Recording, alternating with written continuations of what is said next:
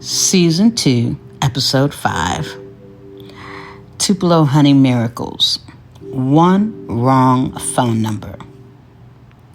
So this month, in the month of August, I've decided to do a Tupelo Honey Miracles series. And I want to say, welcome back to the Honeycomb Hideout. I'm Habakkuk KFJ, best-selling author, BJ&G classic vocalist, radio host, and storyteller. You're in a place where music, stories, books, community, and local adventures come together. Go on and grab your favorite beverage, coffee, tea, or whatever that might be, and sit back and relax. Find the room that's right for you. So, as I said earlier, for the month of August, each week I will be doing a story about Tupelo Honey Miracles. We all have them. And I wanted to share a few of mine. This story takes place in Atlanta, Georgia. Are you ready? Be on the lookout. So it's the weekend, and I'm going through the Craigslist newspaper in the audition section for musicians and vocalists, and I found a R&B group looking for a lead vocalist.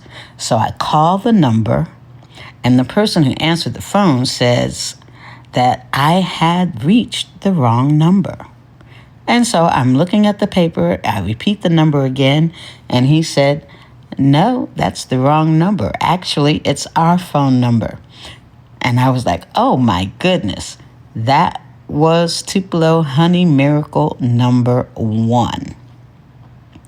He then proceeded to ask me, was I calling about auditioning for a band? And my answer was yes.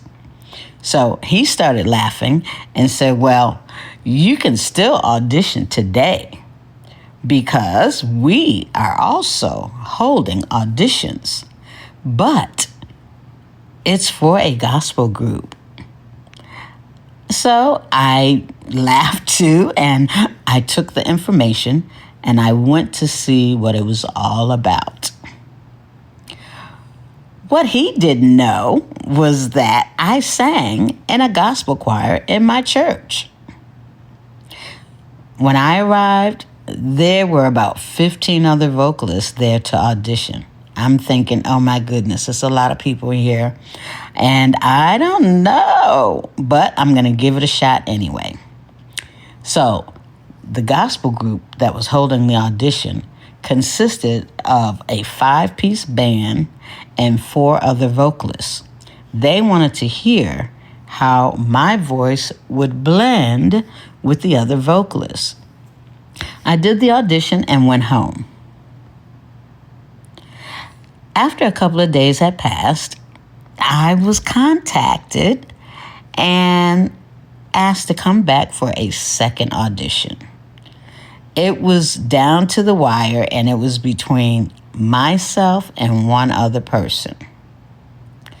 The name of the group was The Burning Bush, and they were basically a contemporary gospel group.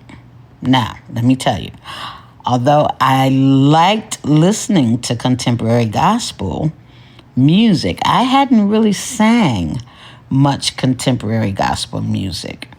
And I was more of a traditional gospel singer, just as I am a classic blues singer. I had absolutely no idea that one wrong phone number was about to change the entire course of my life.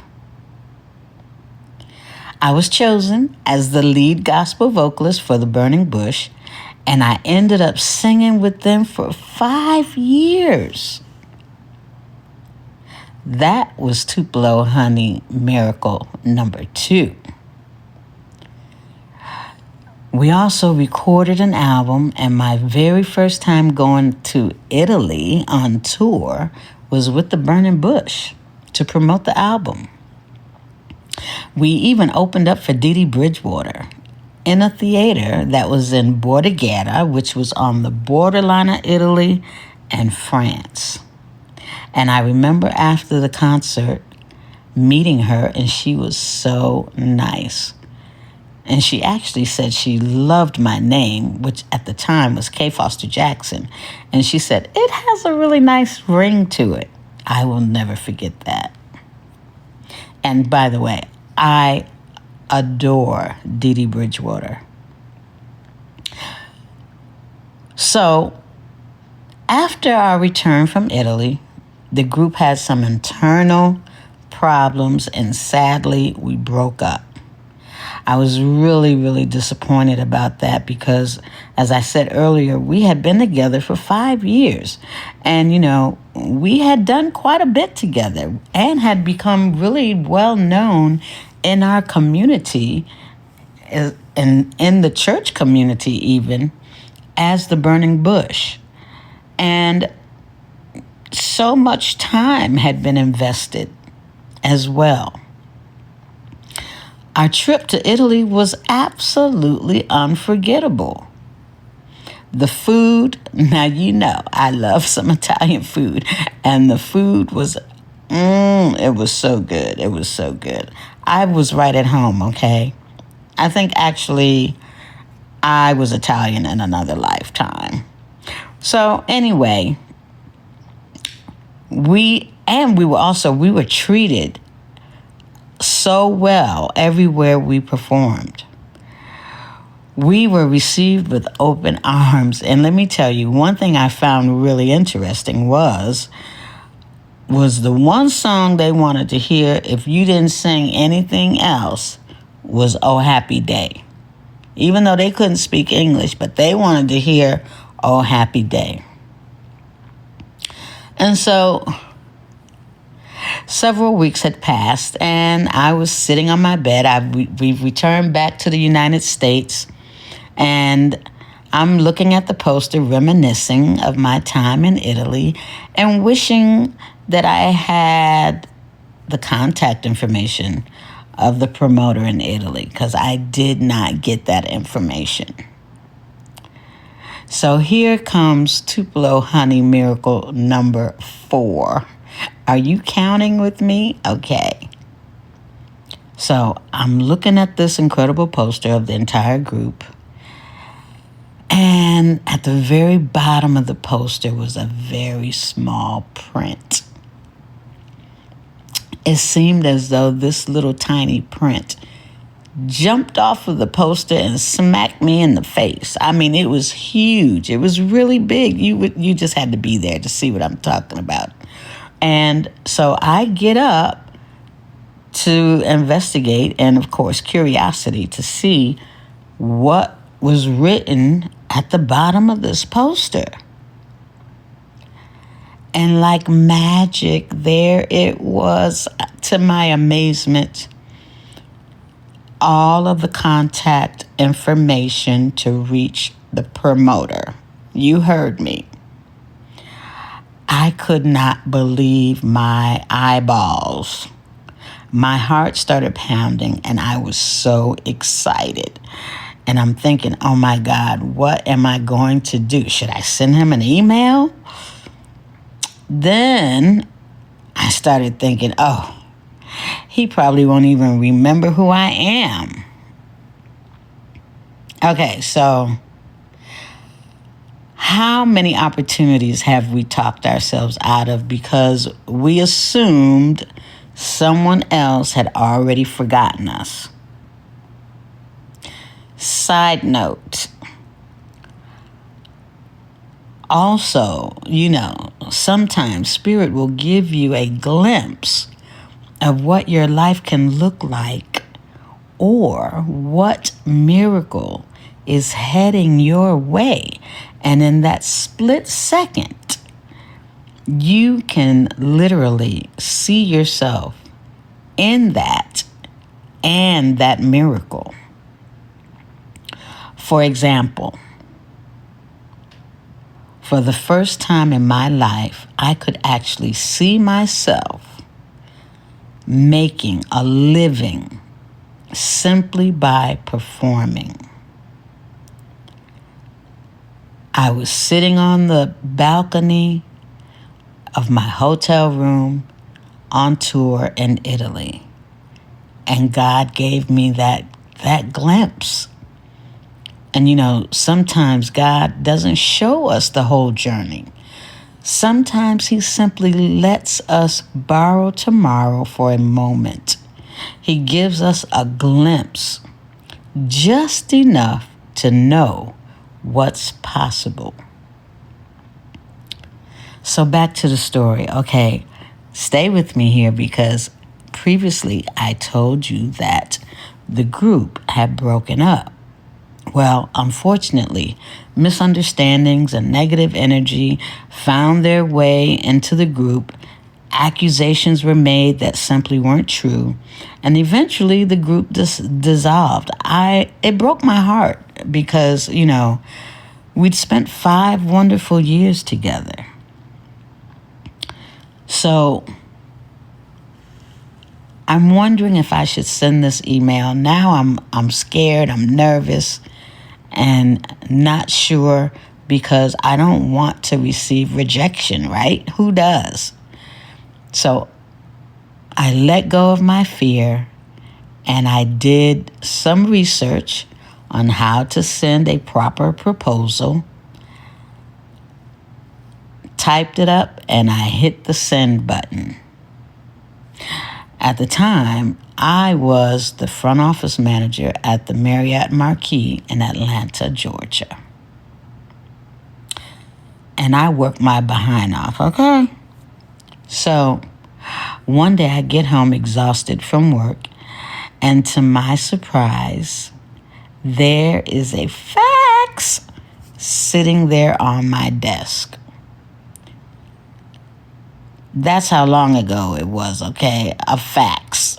Although people still do receive faxes today, but how often do you hear someone talking about a fax? But that's how long ago it was. So I read the fax, and it says, "Hello, Habaka. Of course, I remember you. You were the lead singer for the Burning Bush. And yes, I do have work available, and I can put together a band for you. Send me your rider and all the particulars and contracts." That was Tupelo Honey Miracle number 5.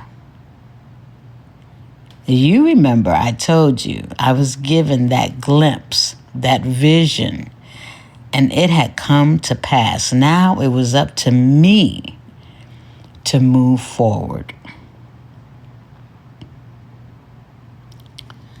So, today, more than 20 years later, I'm still doing exactly what I saw sitting on that balcony in Italy. I didn't know how it would happen. I only knew what I had seen. Looking back now, I can see that every step was from a wrong phone number to discovering information on a poster to one simple email was another drop of Tupelo honey. So let me leave you with this question. Is there an email you need to send? A phone call you've been afraid to make? A dream you've convinced yourself is too late? Maybe your Tupelo honey miracle isn't waiting for perfect timing.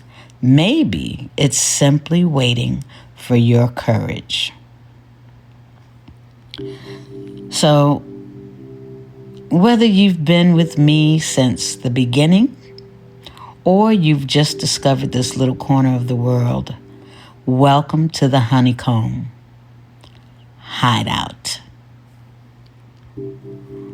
I'm so glad you're here, and I'm so glad that you're a honeybee. If today's episode encouraged you, help the hive grow by sharing it with a friend, leaving a review, and giving it 5 stars. You can do that. Leave a review. Give 5 stars if you're listening through Spotify or Apple Podcast. And if you'd like even more stories and reflections, I'd love to welcome you to my Honeycomb Hideout on Substack, where every Monday I share a little something sweet. Thank you for joining me and Habakkuk's Honeycomb Hideout. Until next time, keep creating, keep believing. God bless you. And remember, every story leaves a little honey. Love you. Bye-bye.